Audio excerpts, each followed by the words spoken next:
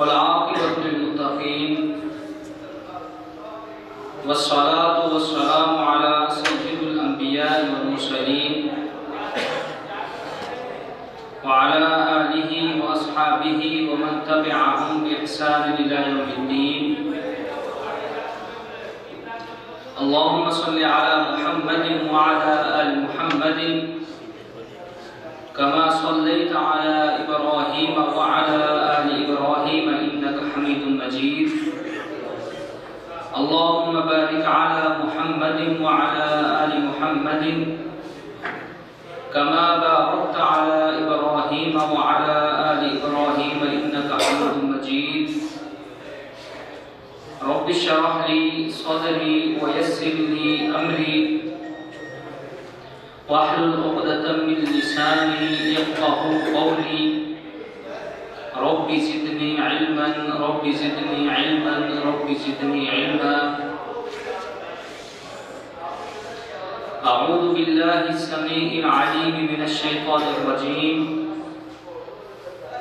بسم الله الرحمن الرحيم.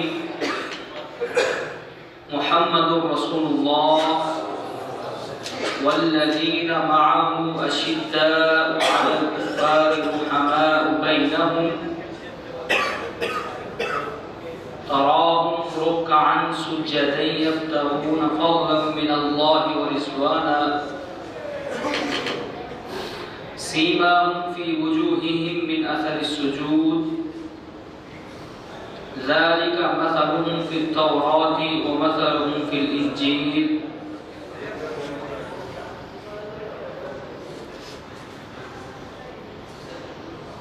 وقال الله تعالى في مقامه الآخر والسابقون الأولون من المهاجرين والأنصار والذين اتبعوهم بإحسان رضي الله عنهم ورضوا عنه وأعد لهم جنات تجري من تحتها الأنهار خالدين فيها أبدا ذلك الفوز العظيم. وقال الله تعالى في مقامه الآخر لقد رضي الله عن المؤمنين إذ يبايعونك تحت الشجرة فعلم ما في قلوبهم وأنزل السكينة. صدق الله العظيم. ہر قسم کی حمد و ثنا، تعریفات، تمحیدات اللہ رب العزت کے لیے خاص ہیں. لاکھوں کروڑوں درود و ثنا ہوں آقا دو جہان سید الاولین والآخرین جناب محمد مصطفیٰ صلی اللہ علیہ وسلم کی ذات گرامی پر، اور لاکھوں رحمتیں اور کروڑوں درود و سلام ہوں صحابہ کرام پر، تابعین اعظام پر اور علماء کرام پر. میں نے آپ حضرات کے سامنے جتنی آیات کریمہ تلاوت کی ہیں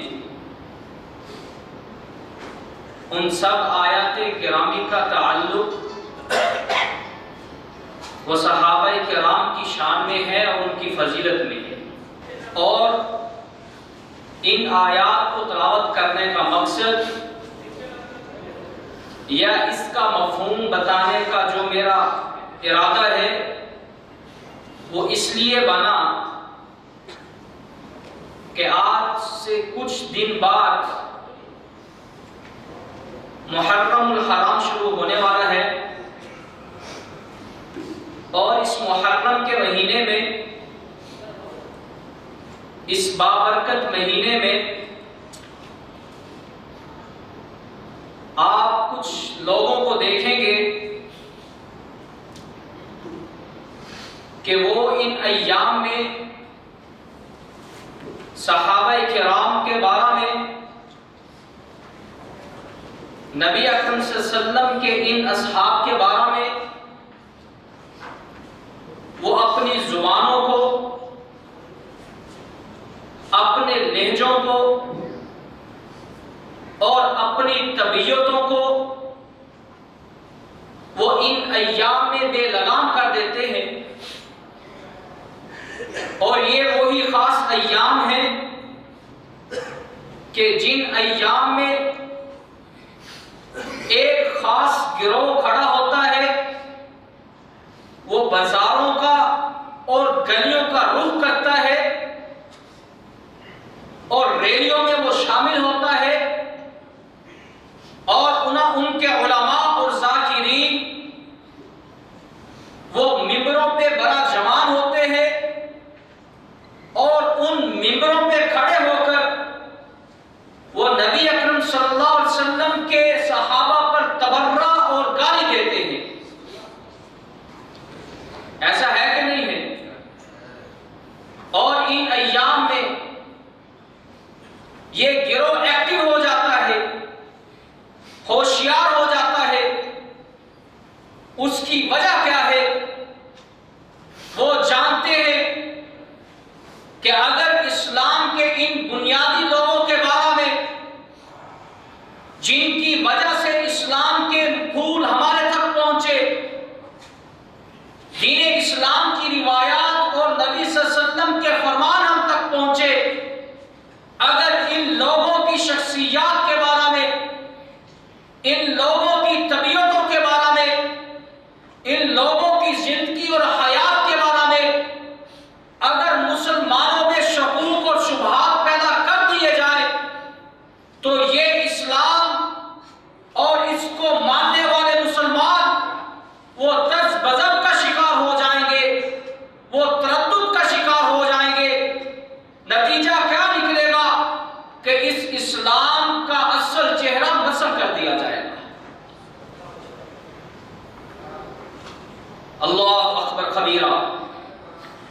شیعہ مفسر تفسیر عسکری میں لکھتا ہے کہ اس دنیا میں، اس کائنات میں سب سے اعلیٰ اور ارفع اگر کوئی قوم ہے تو وہ انبیاء کی قوم ہے۔ سب سے عظیم لوگ انبیاء ہوتے ہیں۔ اللہ نے ان انبیاء کو چنا ہوتا ہے۔ ان انبیاء میں سے اللہ رب العزت نے ان انبیاء کو ترقی دی، ان کو فضیلت دی، جن کو شریعت اسلامی میں اولو العزم پیغمبر کہا جاتا ہے۔ ان انبیاء میں اللہ رب العزت نے جن انبیاء کو اپنی شریعت اور اپنی کتاب کو عطا کیا، اللہ نے باقی انبیاء سے ان کا درجہ اونچا رکھا۔ ان میں حضرت داؤد علیہ السلام ہے، ان میں حضرت موسیٰ علیہ السلام ہے جن کو اللہ نے تورات عطا کی، ان میں حضرت عیسیٰ علیہ السلام ہے جن کو اللہ نے انجیل عطا کی، ان میں محمد رسول اللہ صلی اللہ علیہ وسلم ہے جن کو اللہ نے قرآن عطا کیا۔ حسن عسکری اپنی تفسیر میں لکھتا ہے کہ انبیاء سارے افضل ہوتے ہیں، لیکن ان انبیاء کی لڑی میں سے، انبیاء کی نسل میں سے وہ انبیاء افضل ہیں جن کو اللہ رب العزت نے کتاب عطا کی ہے،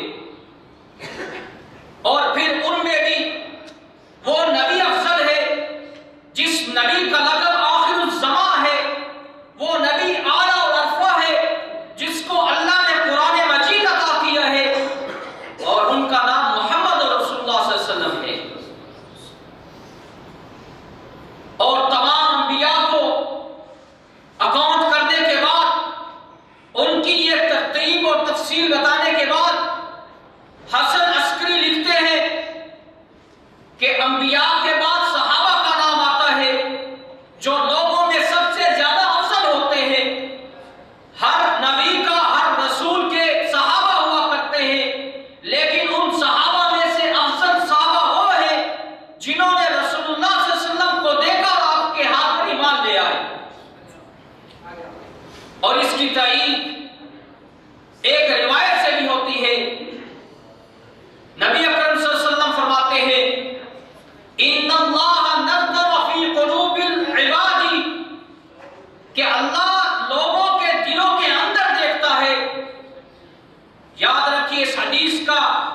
حدیث کے یہ الفاظ نہیں ہے ان اللہ نظر قلوب العباد، یہ نہیں کہا کہ اللہ رب العزت دلوں کو دیکھتا ہے، بلکہ حدیث کے الفاظ کیا ہے؟ ان اللہ نظر فی قلوب العباد، کہ اللہ دلوں کے اندر کو دیکھتا ہے، دلوں کے اندر کی حالت اور کیفیت کو دیکھتا ہے، اور فرمایا فوجد قلب محمد صلی اللہ علیہ وسلم، جب اللہ نے دلوں کو دیکھا، دلوں کے اندر جھا کر دیکھا، تو اللہ کو محمد رسول اللہ کا دل پسند آیا اور خیر والا نظر آیا۔ من عباد الخیر، لوگوں کے دلوں سے جب اللہ رب العزت نے لوگوں کے دلوں کو دیکھا تو ان میں سے جو دل خیر والا نظر آیا وہ محمد رسول اللہ صلی اللہ علیہ وسلم کا دل تھا۔ حدیث کے الفاظ ہیں کہ اللہ رب العزت فرماتے ہیں کہ میں نے فاصطفاہ، جب مجھے یہ دل پسند آ گیا تو پھر میں نے اس دل کو چنا، فابعثتہ بالرسالۃ، اور آپ صلی اللہ علیہ وسلم کو رسالت کے منصب پر فائز کر دیا۔ اور یاد رکھیے حدیث کا ایک ٹکڑا ہے، حدیث کے دوسرے ٹکڑے میں اللہ کیا فرماتے ہیں؟ ثم نظر اللہ قلوب العباد، پھر اللہ نے دلوں کو ٹٹولا، دلوں کو دیکھا، دلوں کے اندر نظروں کو گاڑ کے غور سے دیکھا، اللہ اکبر کبیرہ۔ اور پتہ ہے کہ جب دلوں کو اللہ رب العزت نے دیکھا کہ کون سے دل بھلائی والے ہیں، کون سے دل خیر والے ہیں، حدیث میں آتا ہے کہ نبی اکرم صلی اللہ علیہ وسلم نے فرمایا کہ جب اللہ نے دلوں کو دیکھا فوجد اصحابہ، اللہ کو سب سے بہترین دل ان صحابہ کے نظر آئے۔ اور آج صحابہ پر تبرہ کیا جاتا ہے، صحابہ کے ایمان کے بارے میں شک کیا جاتا ہے۔ اس حدیث میں اللہ رب العزت نے یہ بات واضح کر دی ہے، یہ حدیث اس چیز کی حدیث ہے، دلیل ہے کہ اللہ رب العزت نے صحابہ کو منتخب کیا ہے کہ وہ آپ کے ہاتھ پر بیعت کرے اور آپ کے سامنے آ کر ایمان قبول کرے۔ اللہ رب العزت نے ان کو منتخب کیا ہے، اپنی طرف سے انہوں نے اسلام کو قبول نہیں کیا ہے۔ وہ کیا حضرت عمر کے بارے میں، عمر فاروق کے بارے میں نبی اکرم صلی اللہ علیہ وسلم نے اللہ سے دعا نہیں کی تھی کہ یا اللہ اس دین کو عمر کے ساتھ تقویت عطا کر؟ عمر کو مانگا تو اللہ رب العزت سے مانگا اور اللہ رب العزت نے ہی عطا کیا عمر فاروق رضی اللہ عنہ۔ لیکن آج زبانوں کو بے لگام کیا جاتا ہے، صحابہ کی عزتوں کو ان دنوں میں تار تار کیا جاتا ہے، اللہ اکبر کبیرہ۔ اور نبی اکرم صلی اللہ علیہ وسلم کی روایت سنیے، نبی صلی اللہ علیہ وسلم نے فرمایا ہے لا تمسن النار رجل، ایک اور روایت میں آتا ہے لا تمسن النار مسلما۔ اور صحابہ پر تبرہ کرنے والوں، یہ حدیث اپنی آنکھوں کے سامنے لاؤ اور دیکھو کہ رسول اللہ صلی اللہ علیہ وسلم نے کیا فرمایا ہے، لا تمسن النار رجلا، اس شخص کو جہنم کی آگ نہیں لگے گی، اس شخص کو من رآنی، جس نے مجھ کو دیکھا۔ اور صحابی بھی اس کو کہتے ہیں کہ جس نے رسول اللہ صلی اللہ علیہ وسلم کو دیکھا ہو اور آپ کے ہاتھ پر بیعت کی ہو، اسلام لایا ہو، ایمان لایا ہو اور اسی حالت میں وہ فوت ہوا ہو۔ لا تمسن النار ابدا، اس شخص کو کبھی آگ نہیں چھوئے گی، اس کو جہنم میں نہیں ڈالا جائے گا۔ من رآنی، جس نے مجھ کو دیکھا۔ یہ صحابہ کی عظمت کی سب سے بڑی دلیل ہے۔ بات یہاں تک بس نہیں تھی، نبی صلی اللہ علیہ وسلم یہاں پر اپنی بات ختم کر سکتے تھے، لیکن آپ نے اضافہ فرمایا او رآ من رآنی، ان صحابہ کو دیکھنے والے لوگ بھی جہنم میں نہیں جائیں گے۔ صحابہ کی عظمت تو دور کی بات ہے، جس نے صحابی کو دیکھا، جس نے صحابی کی مجلس میں آ کر درس لیا، صحابی کے ساتھ آ کر بیٹھا، صحابی کی مجلس میں آ کر ان سے ملاقات کی، ان کے ہاتھ پر اسلام قبول کیا اور اسلام پر وہ گامزن رہا، تو فرمایا او رآ من رآنی، وہ شخص بھی جہنم میں نہیں جائے گا۔ صحابہ کی صرف فضیلت کی بات نہیں ہے، یہ ان لوگوں کی بھی فضیلت ہے جن لوگوں نے صحابہ کرام کو دیکھا اور ان کے پاس آ کر اسلام کی تعلیم حاصل کی ہے۔ صحابہ کی عظمت تو بہت بلند ہے۔ اللہ اکبر کبیرہ۔ اور یہی عقیدہ اور یہی مسئلہ صحابہ کے بارے میں اللہ رب العزت کا بھی ہے اور رسول اللہ صلی اللہ علیہ وسلم کا بھی ہے۔ اللہ رب العزت کیا فرماتے ہیں؟ جن لوگوں نے، جن اصحاب نے بیعت رضوان میں حصہ لیا، ان کے بارے میں اللہ رب العزت قرآن مجید میں آیت اتارتے ہیں۔ کیا فرمایا؟ لقد رضی اللہ ان لوگوں سے راضی ہو گیا جن لوگوں نے اس بیعت رضوان کے میں آ کر حصہ لیا ہے اور آپ صلی اللہ علیہ وسلم کے ہاتھ پر بیعت کی ہے۔ لقد رضی اللہ عن المؤمنین اذ یبایعونک تحت الشجرۃ فعلم ما فی قلوبہم۔ اللہ اس آیت میں فرماتے ہیں کہ ان مومنین کے ساتھ میں راضی ہو گیا ہوں جنہوں نے اس درخت کے نیچے کھڑے ہو کر رسول اللہ صلی اللہ علیہ وسلم کے ہاتھ پر بیعت کی۔ اور یہ وہی موقع ہے کہ جب آپ کو خبر دی گئی کہ عثمان رضی اللہ عنہ کو جو ہے وہ شہید کر دیا گیا ہے، تو نبی صلی اللہ علیہ وسلم نے صحابہ سے عرض کیا کہ میرے ہاتھ پر بیعت کرو، تو 1400 صحابہ نے بیعت کی، 1400 صحابہ نے۔ لقد رضی اللہ عن المؤمنین، اور صحابہ کو مومنین کے ساتھ میں شامل کیا ہے خود اللہ رب العزت نے۔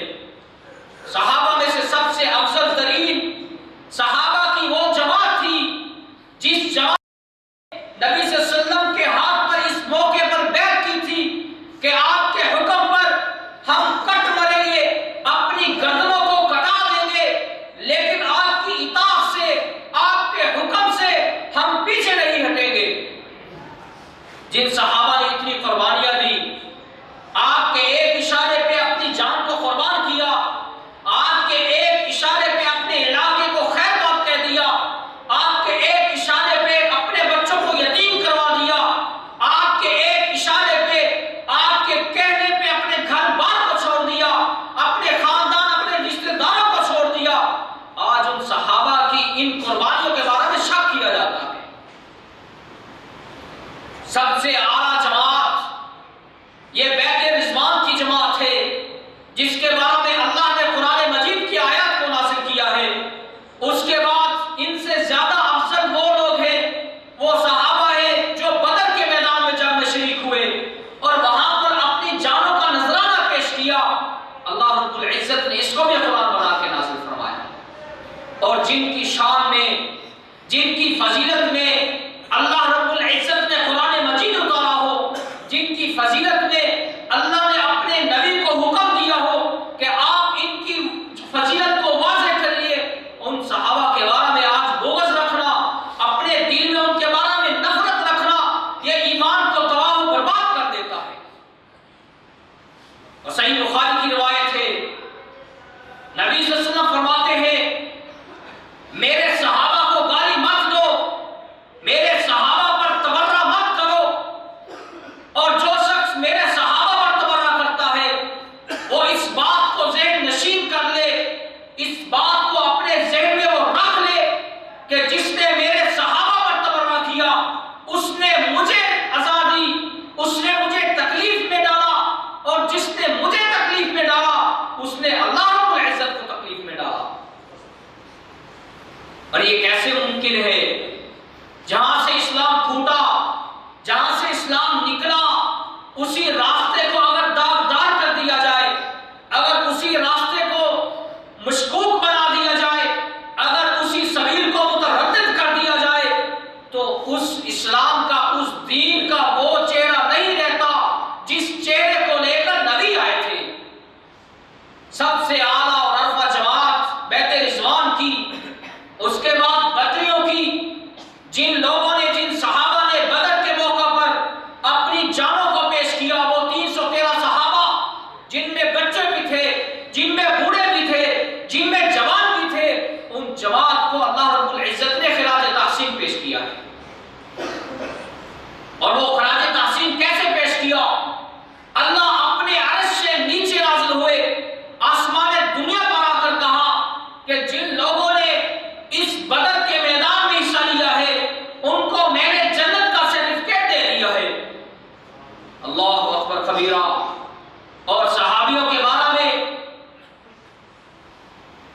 جب کسی صحابی سے غلطی ہوتی اور اگر وہ بدری صحابی ہوتا تو صحابہ اس کو ٹوکتے نہیں تھے، اس کو برا بھلا نہیں کہتے تھے۔ کیوں نہیں کہتے تھے؟ اللہ کا یہ اعلان ان کے ذہنوں میں تھا کہ اللہ نے ان کی اس میدان کی وجہ سے برات کر دی ہے، یہ لوگ جہنم میں نہیں جائیں گے، ان لوگوں کو جہنم کی آگ نہیں لگے گی۔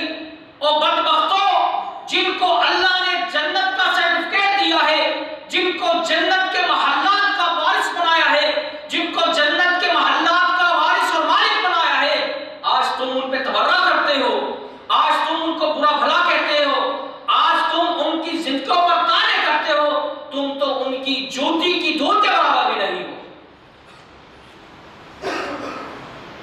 اور کیا کہتے ہیں کہ چند صحابہ مسلمان تھے، باقی مرتد ہو گئے تھے، نعوذ باللہ من ذالک۔ سلیمان فارسی، ابو ذر، مقداد، عمار، اور تم کہتے ہو کہ یہ صحابہ تھے۔ اللہ خود اعلان کرتا ہے اور اپنے نبی کو اور اپنے رسول کو یہ حکم دیتا ہے کہ آپ یہ اعلان فرما دیں، عبیدہ بن جراح فی الجنہ، عثمان فی الجنہ، زبیر طلحہ فی الجنہ۔ یہ عشرہ مبشرہ کون ہے جن کو رسول اللہ اپنی زبان مبارک سے جنت کی بشارت دیتے ہیں؟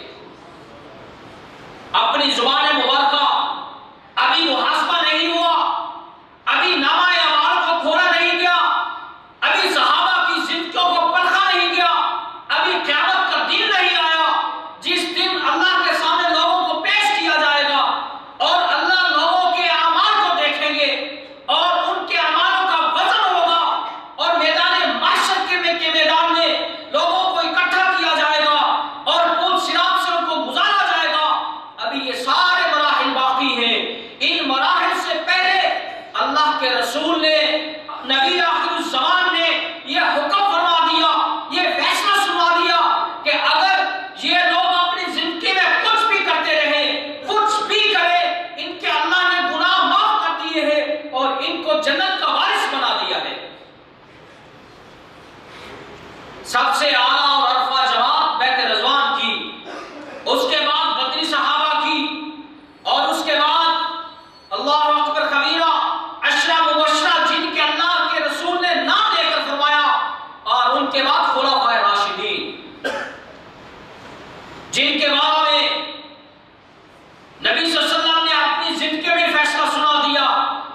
ان خلفائے راشدین جن کے بارے میں تبرہ کیا جاتا ہے کہ خلافت انہوں نے چھین لی، اللہ اکبر کبیرہ، اور حضرت ابوبکر رضی اللہ عنہ پہ تبرہ کرتے ہیں اور کہتے ہیں کہ انہوں نے حضرت علی رضی اللہ عنہ سے جو ہے وہ خلافت کو چھین لیا، اللہ اکبر کبیرہ، اور جن کے بارے میں نبی صلی اللہ علیہ وسلم نے واللہ سینکڑوں احادیث موجود ہیں ان صحابہ کی فضیلت میں، جن پر تبرہ اور طعن و تشریح کی جاتی ہے، جن کو سب و شتم کا نشانہ بنایا جاتا ہے۔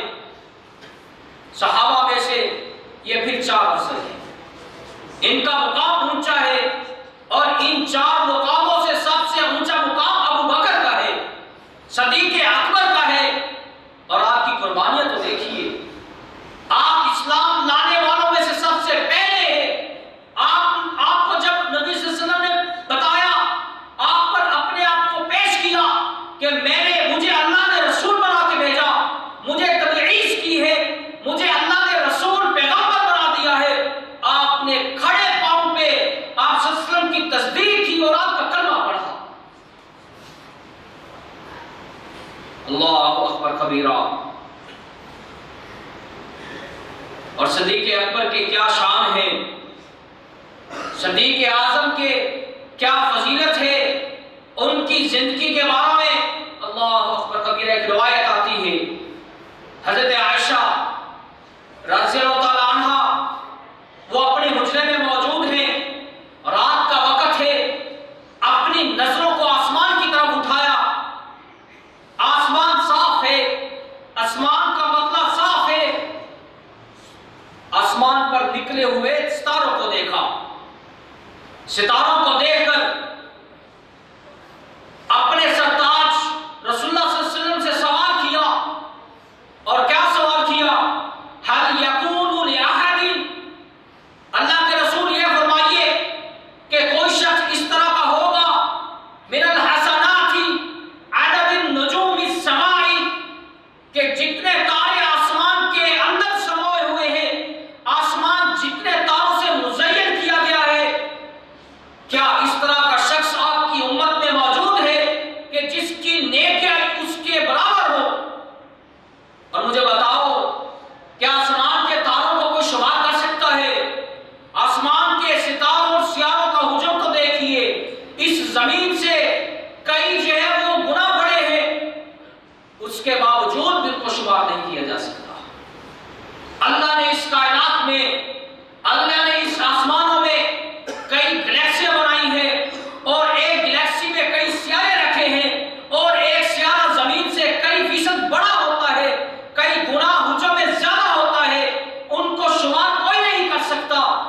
لیکن رسول اللہ صلی اللہ علیہ وسلم سے جب آپ کی بیوی سیدہ عائشہ امہات المومنین نے سوال کیا کہ بتائیے کہ آپ کی امت میں کوئی اس طرح کا شخص موجود ہے، آپ کے صحابہ میں آپ کسی کو اس طرح نیکیوں میں آگے پاتے ہیں کہ اس کی نیکیاں ان آسمان کے ستاروں کے برابر ہو؟ دیکھیے کہ رسول اللہ صلی اللہ علیہ وسلم کیا فرمایا۔ عمر کے بارے میں تبرہ کرنے والوں، اس فاروق کے بارے میں اپنی زبانوں کو جو ہے وہ بے لگام کرنے والوں، رسول اللہ فرماتے ہیں نعم اس طرح کا شخص موجود ہے، اور وہ کون ہے؟ وہ عمر رضی اللہ عنہ ہے۔ سیاق دیکھیے، آسمان بھرا پڑا ہے۔ اگر آپ آسمان کے ستاروں کا تجزیہ کرنا چاہتے ہو، کسی گاؤں میں چلے جائیے اور جہاں پر لائٹ نہ ہو آسمان پر نظر دوڑائیے تو واللہ آسمان پر لاکھوں کروڑوں اربوں سے آئے ہیں، اور فاروق اعظم کی نیکیاں ان آسمان کے ستاروں کی مانند ہے۔ لیکن حضرت عائشہ نے تو کچھ اور سوچ رکھا تھا۔ کیا فرمایا؟ فَأَيْنَ الْحَسَنَاتِ أَبِي بَكْرٍ، اللہ کے رسول ابو بکر صدیق رضی اللہ عنہ کی نیکیاں کہاں گئی؟ ان کی نیکیاں کتنی ہیں؟ اللہ اکبر کبیرہ۔ نبی صلی اللہ علیہ وسلم کا فرمان سنیے، آپ نے اپنی لبوں کو جنبش دی اور اپنے خیالات کو الفاظ کا جائزہ لیا، آپ نے الفاظ کہے اور صحابہ نے ان الفاظ کو احادیث کی کتب میں نوٹ کیا۔ نبی صلی اللہ علیہ وسلم نے فرمایا انما جمیع الحسنات عمر، کہ عمر کی ساری زندگی کی نیکیاں کا حسنۃ واحدہ، وہ صرف ایک نیکی جتنی ہے، من حسنات ابی بکر، ابو بکر نے جتنی نیکیاں کی ہے اپنی زندگی میں جتنی بھلائی کی ہے صرف ایک نیکی کے برابر عمر رضی اللہ عنہ کی نیکی ہے۔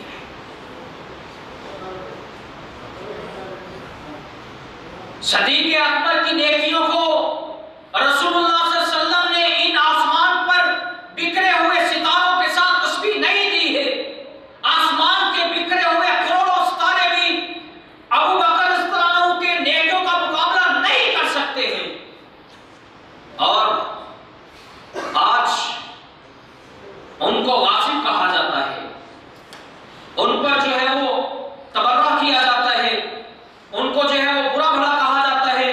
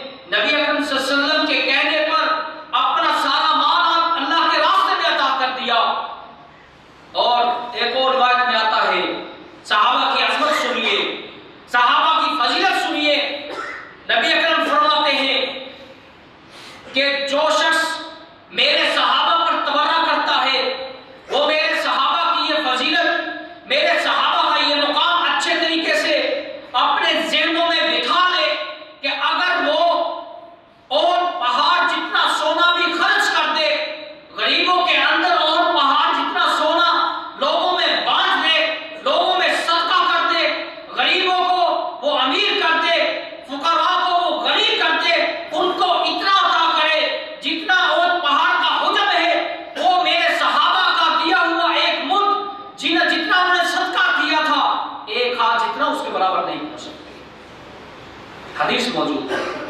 یہ ان کی صدقے کی کیفیت ہے جو انہوں نے اللہ کے راستے میں دیا، لیکن ان کی فضیلت ان کے اپنے جسموں کی، ان کے روحوں کی فضیلت اللہ کے ہاں کتنی ہوگی. اور اللہ رب العزت نے اعلان فرما دیا والسابقون الاولون، سورۃ توبہ کی آیت ہے والسابقون الاولون من المہاجرین والانصار. کہاں گئے وہ صحابہ جنہوں نے اللہ کے لیے ہجرت کی تھی؟ کہاں گئے وہ صحابہ جنہوں نے اللہ کے لیے اپنے گھروں کو اپنے صحابہ کے لیے قربان کیا؟ وہ انصاری لوگ جنہوں نے دنیا کی سپر پاور سے ٹکرانے کے لیے عہد کیا. کہاں گئے وہ صحابہ جنہوں نے رسول اللہ صلی اللہ علیہ وسلم سے بیعت عقبہ کی؟ کہاں گئے وہ صحابہ جنہوں نے رسول اللہ صلی اللہ علیہ وسلم کے کہنے پہ ہجرت کی حبشہ کی طرف، اور جنہوں نے رسول اللہ کے کہنے پر کفار اور مشرکین کے ساتھ ٹکر لی؟ کہاں گئے وہ صحابہ؟ اور کہاں گئے وہ بلال مؤذن جس کے بارے میں اللہ فرماتے ہیں نبی صلی اللہ علیہ وسلم کو جب معراج کروائی گئی، آپ نے وہاں پر آواز سنی قدموں کی چاپ کو سنا. کہا جبرائیل یہ کس کی قدموں کی چاپ ہے؟ فرمایا کہ یہ بلال کی چاپ ہے. بلال زمین پہ چلتے ہیں لیکن ان کے قدموں کی آواز آسمان پہ آتی ہے. اور آج بلال اسلام کو گالی دی جاتی ہے. اور مجھے بتاؤ کہ وہ کہاں گئے صحابہ جنہوں نے اپنی جانوں کے نذرانوں کو پیش کیا؟ انہوں نے رسول اللہ صلی اللہ علیہ وسلم کے ساتھ غزوہ بدر میں، غزوہ احد میں، غزوہ خیبر میں حصہ لیا اور اپنی جانوں کی پرواہ نہ کرتے ہوئے جانوں کو کٹوا دیا. اور کہاں گئے وہ غلام صحابہ جنہوں نے اپنے مالکوں کی صحبتوں کو، ان کی سزاؤں کو برداشت کیا، ان کی مخالفت کو گوارا کیا؟ اور کہاں گئے وہ صحابہ عمار بن یاسر، سمیہ جنہوں نے رسول اللہ صلی اللہ علیہ وسلم کے حکم پر اپنی جانوں کا نذرانہ پیش کر دیا؟ کہاں گئے وہ صحابہ اللہ اکبر کبیرہ جنہوں نے اللہ کے لیے ہجرت کی، صحبتیں برداشت کی، اپنے گھروں کو چھوڑا؟ اللہ ان کے بارے میں سورۃ توبہ میں فرما دیا، حکم فرما دیا والسابقون الاولون من المہاجرین والانصار. اور یاد رکھو مہاجرین میں سے اور انصاریوں میں سے، اور والذین احسان، اور صرف صحابہ کے بارے میں نہیں فرمایا، اللہ نے بھی اس کی گواہی دی ہے والذین اتبعوہم باحسان. جو لوگ ان کی پیروی کریں گے اعد اللہ لہم جنات تجری من تحتها الانہار، اور ان کے لیے میں نے انعام کیا رکھا ہے. اور تمہارا مقدر تو اللہ نے جہنم رکھی ہے. اللہ نے اپنی جہنم کو تمہارے لیے جو ہے وہ بگاڑ دیا ہے اور اس کو جو ہے وہ دکھا دیا ہے. اور ان لوگوں کے جن کے بارے میں تم تبرہ کرتے ہو، سن لو اعد لہم جنات تجری من تحتها الانہار خالدین فیہا ابدا. وہ صحابہ تو ان کے لیے اللہ نے جنتوں کو تیار کیا ہے، ان کے لیے باغات کو تیار کیا ہے جن میں دودھ کی نہریں ہیں، جن میں شہد کی نہریں ہیں. اللہ نے ان باغوں کو ان کے نام لگا دیا ہے اور وہ اس باغ سے کبھی نکالے نہیں جائیں گے. اس باغ سے کبھی ان کو نکالا نہیں جائے گا. اور سورۃ الفتح میں اللہ کیا فرماتے ہیں؟ محمد رسول اللہ والذین معه اشداء الكفار رحماء بینہم تراہم رکعا سجدا یبتغون فضلا من اللہ ورضوانا. یہ حکم صحابہ کے بارے میں ہے.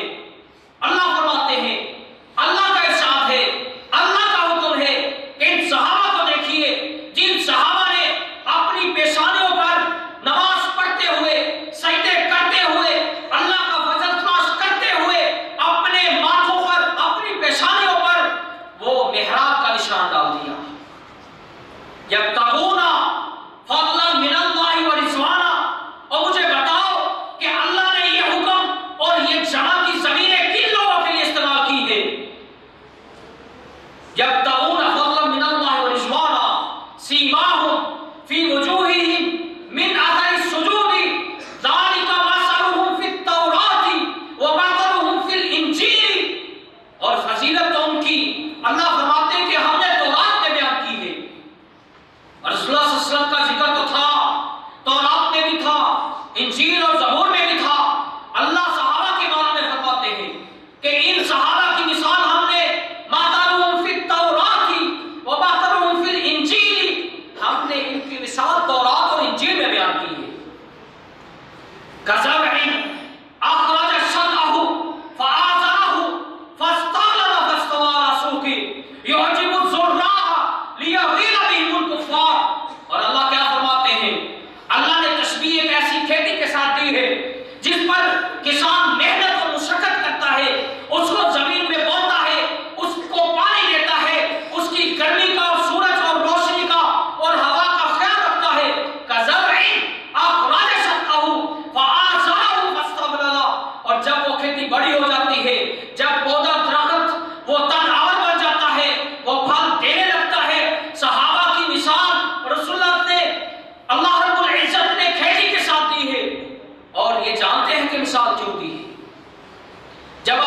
تبلیغ شروع کی.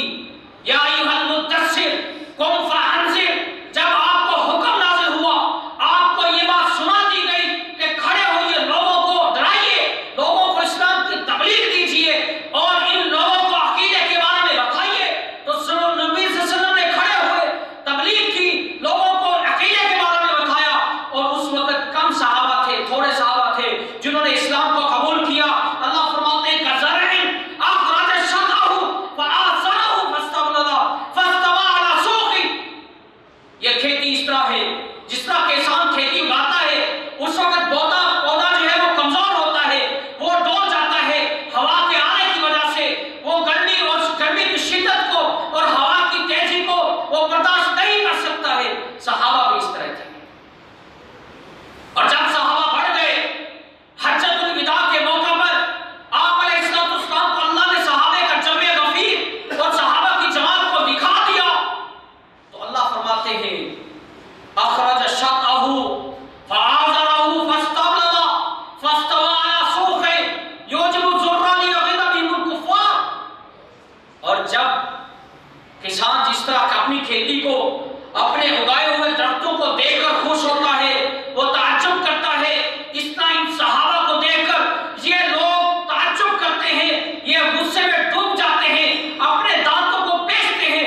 واللہ جب میں نے یہ آیت پڑھی تو میں حیران اور دنگ رہ گیا کہ جب اللہ نے ان صحابہ کو پیدا کیا، ان صحابہ کو دین اسلام کی سمجھ اور بوجھ دی، ان کو ہدایت دی، لیکن اللہ نے انہیں صحابہ کے موقع پر، انہیں کی زندگیوں میں، نبی صلی اللہ علیہ وسلم کی زندگی میں اس آیت کو نازل فرما کر اشارہ فرما دیا کہ اس طرح کے لوگ اس قوم میں آئیں گے جو رسول اللہ صلی اللہ علیہ وسلم کے صحابہ پر، ان صحابہ کے ایمان پر شک اور تردد کریں گے اور ان پہ سب و ستم کریں گے.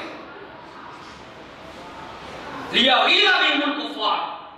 جب ان صحابہ کی طرف دیکھتے ہیں، جب ان کی فضیلت کو دیکھتے ہیں، جب ان کی زندگی اور حیات کو دیکھتے ہیں، جب ان کی قربانیوں کو دیکھتے ہیں، لیغیظ بہم الکفار، ان کا غصہ آتا ہے، یہ ناراض ہوتے ہیں، یہ اپنے ممبروں پہ کھڑے ہو کے تورا کرتے ہیں. اللہ اکبر کبیرہ. لیکن اللہ نے فیصلہ سنا دیا، اسی آیت میں فرما دیا وعد اللہ الذین آمنوا وعملوا الصالحات. جو لوگ ایمان لے کے آئے، جنہوں نے رسول اللہ صلی اللہ علیہ وسلم کے ہاتھ پر بیعت کی، آپ صلی اللہ علیہ وسلم کو مانا، اللہ کی وحدانیت کا اقرار کیا، وعملوا الصالحات، اور نیک عمل کیے. اور کیا فرمایا؟ حکم نازل کر دیا، سرٹیفکیٹ دے دیا، سند اسی دنیا میں عطا کر دی، لہم مغفرۃ واجر عظیم. کیا بات کرتے ہو؟ اللہ نے کہا کہ میں نے ان لوگوں کے لیے مغفرت کو نشان کر دیا ہے، اپنے رحمت کے دروازے کھول دیے ہیں. لہم مغفرۃ واجر عظیم، ان کا عظیم اجر ہے، اور تم مجھ کے اجر کو پہنچ نہیں سکتے ہو، ان کی جوتی کے دور کے برابر بھی نہیں ہو. میں تو کہتا ہوں کسی عالم کی، دین کے عالم کی جوتی کے دور کے برابر نہیں ہو، چاہے جائے کہ تم صحابہ پر تبرہ کرو. اللہ اکبر کبیرہ. اور صدیق اکبر کے بارے میں اپنی زبانوں کو جو ہے وہ فریق کرنے والوں، ان پر تبرہ، سب و ستم کرنے بدبختوں، بات یاد رکھو. ایک مجلس لگی ہوئی تھی، اللہ اکبر کبیرہ. صحابہ نے پوچھا اللہ کے رسول، کوئی اس طرح کا شخص بھی ہے من جنات ثمانیۃ ابواب، جنت کے 7 دروازوں سے داخل ہوگا. اللہ اکبر کبیرہ. اور جانتے ہو رسول اللہ صلی اللہ علیہ وسلم کس کا نام لیا؟ وَأَنْتَ أَبُو بَكْرٍ، ابو بکر تو وہ ہے، تو صدیق ہے. اللہ اکبر کبیرہ. کہ قیامت کا دن ہوگا، باب الصوم، باب الصلاۃ، باب الجہاد. جو لوگ اپنی گردنوں کو اللہ کے راستے میں کٹواتے ہیں، اپنے بچوں کو یتیم بناتے ہیں، اپنی بیویوں کو بیوہ کرتے ہیں، اللہ کے راستے میں، اللہ اکبر کبیرہ، اپنے خون کو بہاتے ہیں، اس دروازے سے، خاص دروازے سے داخل ہوں گے. لیکن صدیق اکبر کی شان اتنی ہے، فرمایا کہ ابوبکر تیری شان اتنی ہے کہ جنت کے 8 دروازوں کے دربار تجھے آواز دیں گے کہ ابوبکر تو ہمیں سے داخل ہو. اور جس جنت میں نعمتیں ہوں اور اس جنت کا دروازہ ہو اور جنت کو اپنا ایمان بہت ہوگا، اس جنت کو اپنے اوپر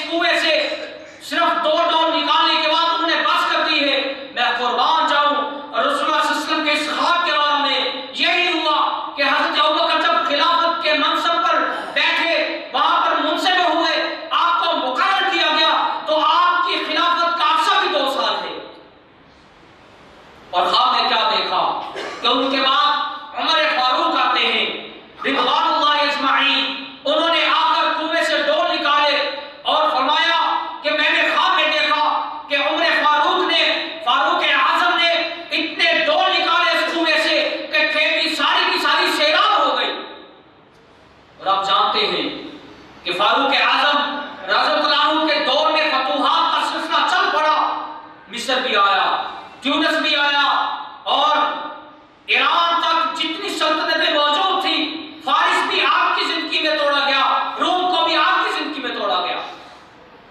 اللہ اکبر کبیرہ۔ اور جب آپ سکرات میں تھے، جب آپ اس دنیا کو چھوڑ کے جا رہے تھے، اللہ اکبر کبیرہ، نماز کا وقت ہے، نماز پڑھانے کے لیے کوئی امام نہیں بن رہا ہے۔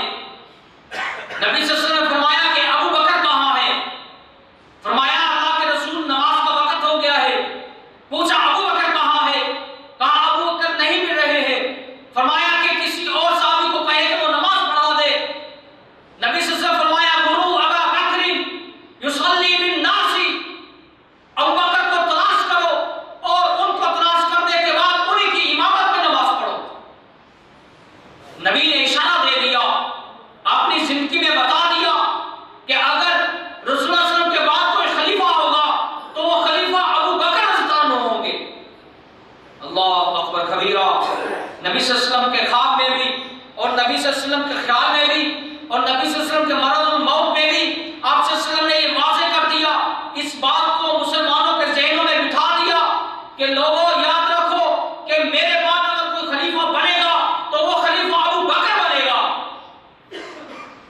اور جس وقت نبی صلی اللہ علیہ وسلم نے ابو بکر رضی اللہ عنہ کے بارے میں پوچھا، اس وقت اس مجلس میں مومنین بھی موجود تھے، اس مجلس میں عمر فاروق بھی موجود تھے، اس مجلس میں ذو النورین بھی موجود تھے، اس مجلس میں علی مرتضیٰ بھی موجود تھے رضوان اللہ اجمعین۔ لیکن نبی صلی اللہ علیہ وسلم نے فرمایا کہ ابو بکر کو تلاش کرو، ان کو تلاش کر کے میرے مصلی پہ چڑھاؤ تاکہ وہ لوگوں کو نماز پڑھائیں۔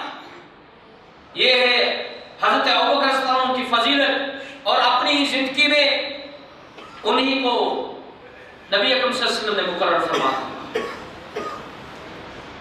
اور آج لوگوں کو گمراہ کیا جاتا ہے، آج لوگوں کو گمراہ کیا جاتا ہے اور لوگوں کو بھٹکایا جاتا ہے، لوگوں کو قصے اور کہانیاں سنائی جاتی ہیں، کربلا کے حوالہ سے، حضرت امام حسن و حسین کے حوالہ سے، حضرت علی مرتضیٰ کے حوالہ سے لوگوں کے ذہنوں میں خباثت کو بھرا جاتا ہے تاکہ لوگوں کے ذہنوں میں ان پاکیزہ ترین ہستیوں کے بارے میں شک اور تردد آ جائے اور ان لوگوں کی پیروی کو چھوڑ کر ان لوگوں کے پیچھے لگتی ہے۔ لیکن یاد رکھیے، یہ بات اپنے ذہنوں میں رکھیے کہ حضرت علی رضی اللہ عنہ ایک مرتبہ کوفہ کی مسجد سے نکلے، نماز پڑھا کے آپ نکلے، آپ نے دیکھا کہ دو شخص آپس میں باتیں کر رہے ہیں، آپ گزرتے گئے اور آپ نے اپنے کانوں سے سنا، وہ لوگ کہہ رہے تھے خیر الخلائق ھذا الرجل بعد النبی، کہ یہ شخص نبی کے بعد، اللہ کے رسول کے بعد پوری مخلوقات میں سے سب سے عظیم ترین یہ آدمی ہے۔ حضرت علی نے کیا کیا؟ یہ کوئی سنیوں کی کتابوں کا حوالہ نہیں ہے، اٹھا کے دیکھیے بحر الانوار، اٹھا کے دیکھیے نہج البلاغہ، یہ اس میں لکھا ہوا ہے، یہ قصہ اس میں موجود ہے، شیعہ کی 12 کتابوں نے اس کا حوالہ دیا ہے کہ جب حضرت علی نے اس بات کو سنا، آپ نے منادی فرما دی کہ مسجد میں اکٹھے ہو، میں تم سے کچھ کہنا چاہتا ہوں۔ لوگ مسجد میں اکٹھے ہوئے، علی المرتضیٰ رضی اللہ عنہ منبر پر تشریف فرما ہوئے، منبر پہ کھڑے ہوئے، لوگوں کو مخاطب ہو کر کہا اور کہا کہ میں نے ان لوگوں کی باتوں کو سنا ہے، یاد رکھ لو اگر کوئی نبی کے بعد، رسول کے بعد، رسول اللہ محمد صلی اللہ علیہ وسلم کے بعد اگر کوئی عظیم ترین ہستی ہے، کوئی فضیلت والی ہستی ہے تو وہ ابو بکر رضی اللہ عنہ کی ہستی ہے۔ کون کہتا ہے؟ خود علی مرتضیٰ فرماتے ہیں۔ کون کہتے ہیں؟ علی حیدر کہتے ہیں، علی حیدر اس بات کو کہتے ہیں، ثم ابو بکر ثم عمر، اور فرمایا کہ ان کے بعد عمر رضی اللہ عنہ کا جن ہوتا ہے۔ اور انہی کے کتابوں میں لکھا ہوا ہے کہ جب حضرت علی رضی اللہ عنہ سے سوال کیا گیا کہ آپ نے حضرت ابوبکر کے ہاتھ پر بیعت کیسے کی، اللہ اکبر کبیرہ، حضرت ابوبکر فرماتے ہیں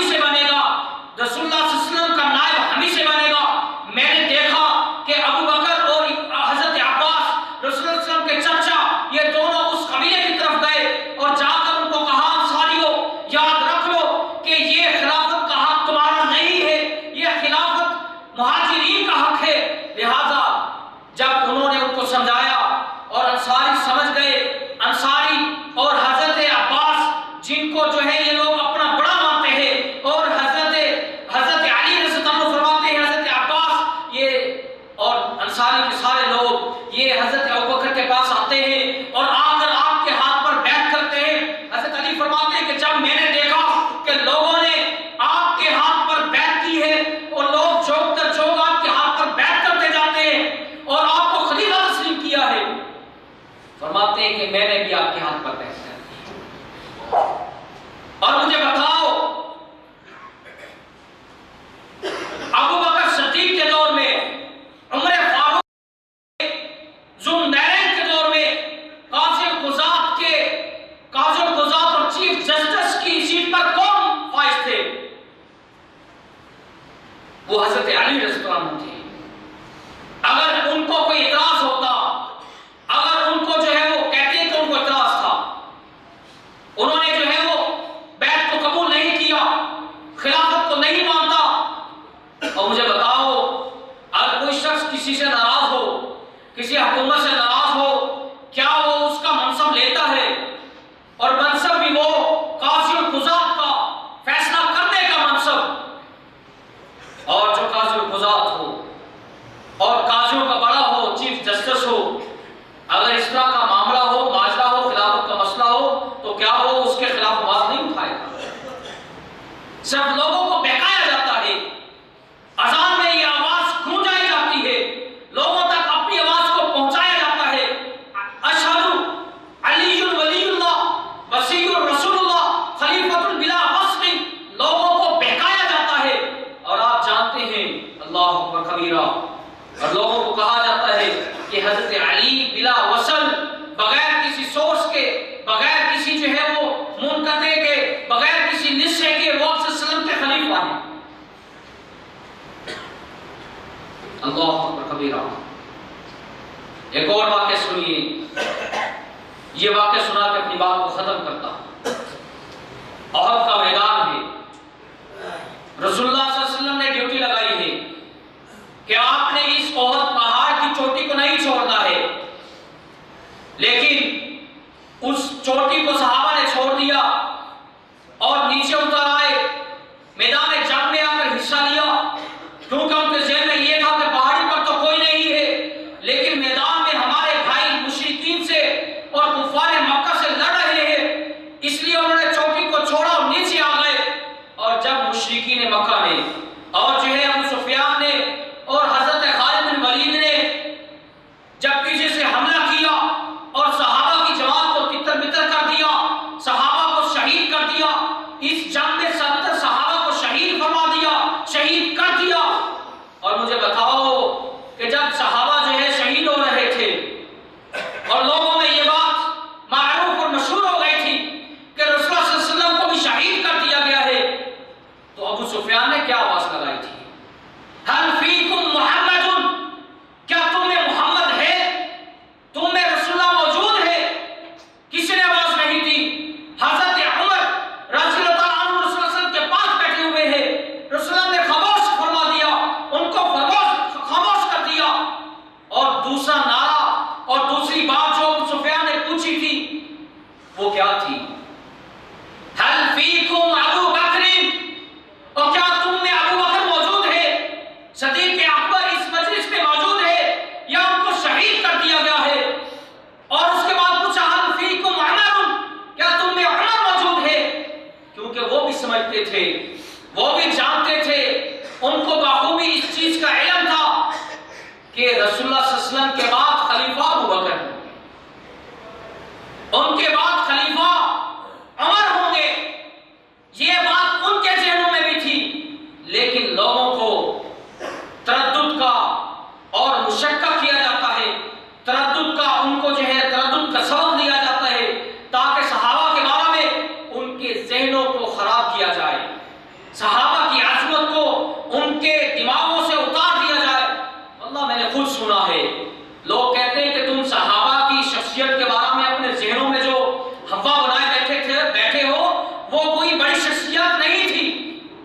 اب مجھے بتاؤ، اس قرآن مجید کو اللہ نے 1400 سال پہلے نازل فرمایا اور اس قرآن مجید کی تلاوت اسی طرح ہو کے رہے گی، اور مجھے بتاؤ کہ ان صورتوں میں، ان آیات میں اللہ نے ان صحابہ کا تذکرہ فرمایا ہے، ان کے تذکرے کو، ان کی فضیلت کو اللہ کے کلام سے کیسے نکالو گے؟ نہیں نکال سکتے۔ جن کو اللہ سے خرو کرتا ہے، جن کو اللہ عزت دیتا ہے، جن کو اللہ فضیلت عطا کرتا ہے، وہی لوگ اللہ کے ہاں قبول اور منظور ہوتے ہیں۔